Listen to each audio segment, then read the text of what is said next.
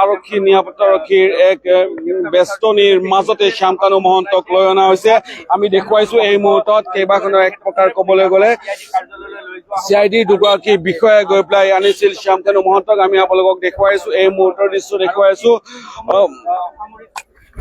ইতিমধ্যে গুৱাহাটী বিমানবন্দৰৰ কাৰ্গো গেটেৰে শ্যামকানু মহন্তক বাহিৰলৈ লৈ অনা হৈছে। আমি আপোনালোকক দেখুৱাইছো এই মুহূৰ্তত ইয়াতে শ্যামকানু মহন্তক লৈ অনা হৈছে। আৰক্ষী নিৰাপত্তাৰক্ষীৰ বেষ্টনীৰ মাজেৰে শ্যামকানু মহন্তক লৈ অনা হৈছে। শ্যামকানু মহন্তক আমি আপোনালোকক দেখুৱাম। এই শ্যামকানু মহন্তক একেলগে হৈছে এইখন গাড়ীৰে শ্যামকানু মহন্তক লৈ যোৱা হৈছে। কটকটীয়া নিৰাপত্তাৰ ব্যৱস্থাৰ মাজেৰে শ্যামকানু মহন্তক লৈ যোৱা হৈছে আৰু এয়া গুৱাহাটী বিমানবন্দৰৰ পৰা উলিয়াই নিয়া হৈছে শ্যামকানু মহন্তক। দিল্লী বিমানবন্দৰত গ্ৰেপ্তাৰ কৰা হৈছে। শ্যামকানু মহন্তৰ লগত সিদ্ধাৰ্থ শৰ্মা আছে নে নাই এই মুহূৰ্তত স্পষ্ট হোৱা নাই, কিন্তু এইখিনিতে ক'ব লাগিব